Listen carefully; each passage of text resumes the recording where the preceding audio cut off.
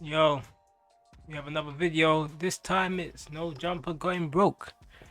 Or may it seem, because when you look at when someone say they're going broke, they can pretty much survive. Well, he ain't lying. Let's see what he has to say. Something that I've been hiding from you guys. No Jumper is going broke. I know that might sound crazy. Between both of our YouTube channels last month, we got over 25 million views. We're doing well on Facebook and Snapchat. We employ quite a few of the hottest content creators on the West Coast, and we pump out an insane amount of content on a weekly basis. How could we be going broke? Well, let's start here. We expanded too much during COVID at just about the exact moment that our revenue streams all took a hit. We hired a whole bunch of editors and other employees, and we bought a huge office building that cost us almost $4 million, thinking that the growth that we were experiencing during the pandemic was going to continue. And unfortunately, that did not happen. Our YouTube Okay, that's the first. That's the first number one where you went wrong. We was all in the pandemic. Everyone was sitting in their houses. They had no other option but to sit in the house and watch TV. They couldn't leave their house. So you're gonna get growth. Could people have nothing better to do? That's why stuff like TikTok that grew. A lot of people blew up on TikTok, and TikTok blew. I never heard of TikTok. Before the pandemic, I was like, "What's this TikTok?" It just blew up. It was there, but it wasn't that big. As soon as the pandemic came, it got massive because people were in their houses and had nothing to do. So they looked for other alternative means to make revenue, and that was one of them. Because you had no way to get in a house or get a job or anything like that. You can buy a house with some of the revenue you get in. you know. I was thinking to myself, like, how could you be that stupid to believe that the growth would keep going beyond COVID? It's just mind-boggling that this guy went and grew so much. I mean, not grown so much, but they went and they spent so much thinking that they will continually grow. Eh, well, let's see what he has to say. YouTube numbers, which had doubled or even tripled, gradually returned to normal. Our Snapchat and Facebook numbers, which had exploded during COVID, sometimes even hitting six figures a month, shrank by about 80% or more. Our Patreon, which was absolutely killing it for a year or two when we were doing uncensored, aka nude interviews with up and coming superstars like Kazumi and Sky Bree, fell off quite a bit with the launch of Plug Talk and a decreased interest in seeing us interview stars. In addition to that, you might recall that the channel took quite a hit when approximately 8 of our hosts left the platform in March of 2023. Damn. Yeah, who remember that, man? When pretty much all of them just left, man. I was like, wow. How on earth are they gonna get new hosts? Cause what it is, I saw these guys on there. How much are these guys getting paid? Cause they ain't doing anything they couldn't do by themselves.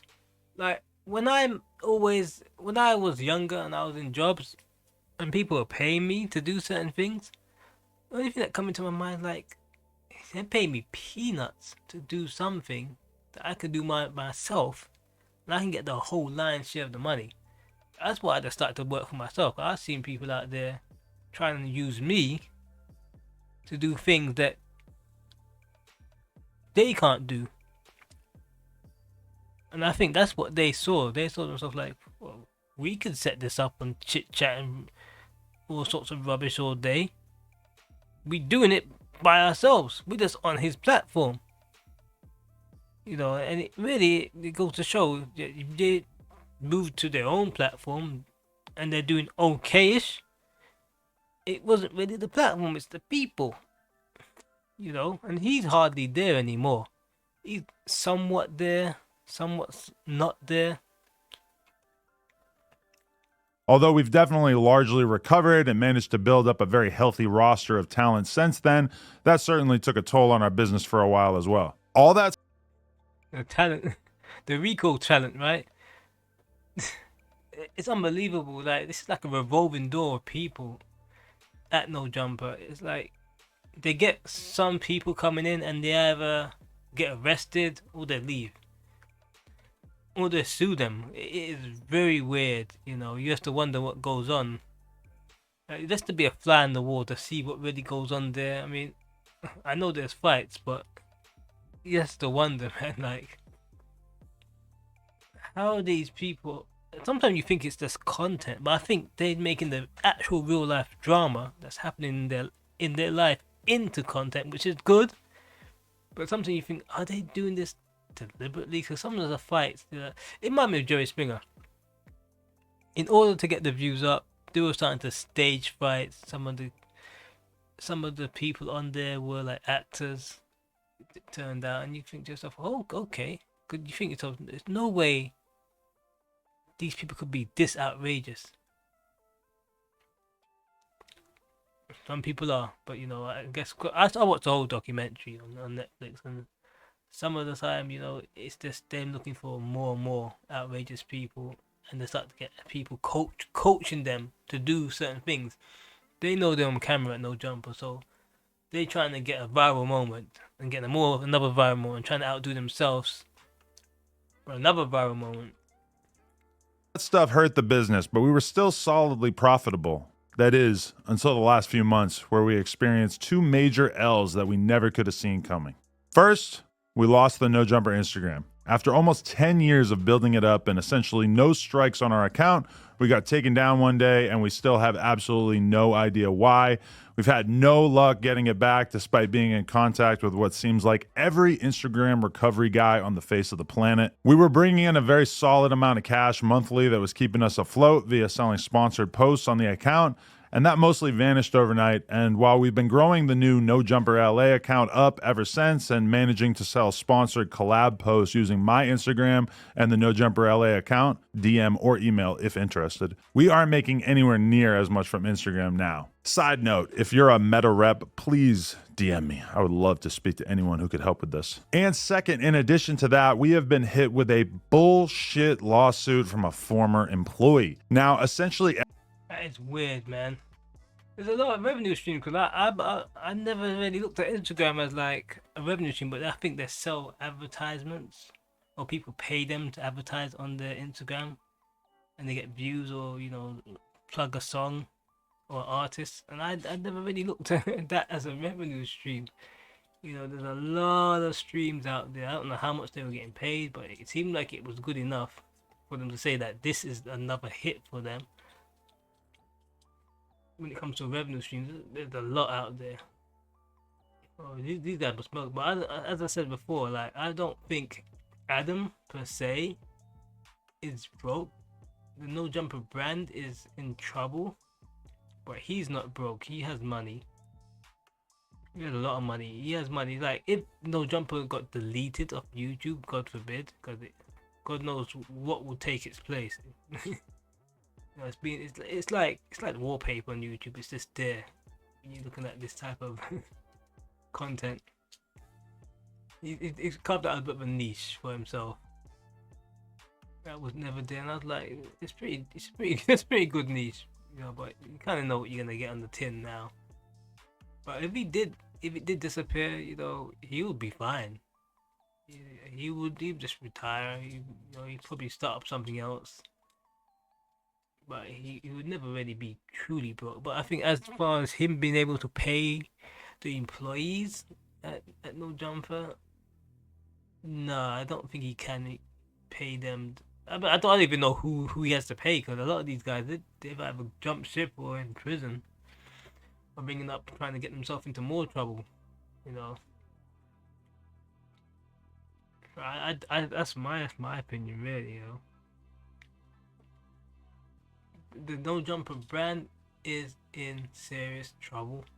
What they should have done is kept things small. They shouldn't have expanded. Look, I've been watching No Jumper for a while, and it's grown, but I liked it when it was like this compact. He used to do these OnlyFans like exposés back in the days, and it was kind of cool to see him expose some of these OnlyFans models for their fake OnlyFans account. Like he would sign up So you don't have to. So Adam will sign up and he would like show you that you are paying for absolute garbage. Like they will be putting up videos and pictures that are on their Instagram and putting it on OnlyFans, and some sucker of a fan, some lonely dude, will be paying for it. I mean, yeah, there is the odd pornography on there, but there's only so many pictures you can take that they haven't taken before, so they're recycling pictures.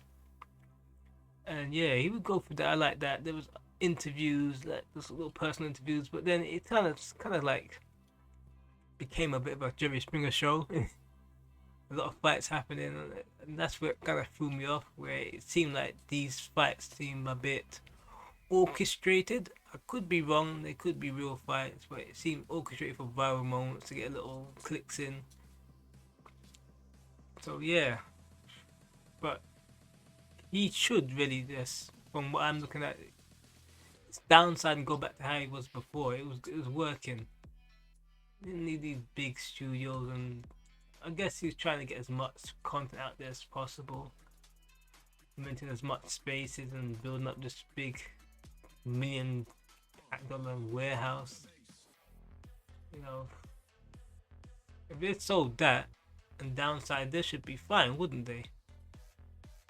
So I could be wrong.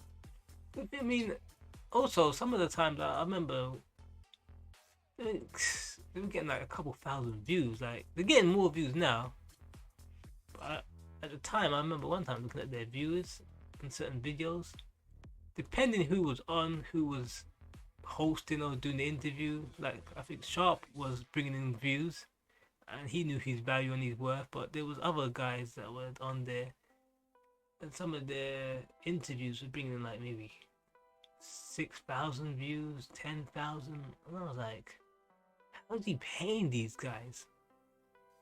But I think with the clips now, I think that's a new revenue stream, which is good. We got long form content, long form views, and the clips could be another way of like, well, I don't do clips, but other people do clips, and it's a way of breaking up long videos into short segments, and that's revenue again. Yeah, people, it's weird how, one person does something and another person does something, and it's like, whoa, that works. And that's 25 million views across all channels. It's pretty decent. But, you have to wonder, how is he paying all the people there?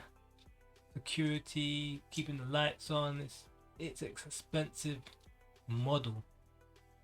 No, it's not like someone sitting behind their screen by themselves just recording videos. That's me. You have a whole team to pay and editors, so yeah, it can be expensive when everyone's expecting big money for their jobs. But yeah. No Jumper's broke. Adam isn't. He's fine. So just leave it as that.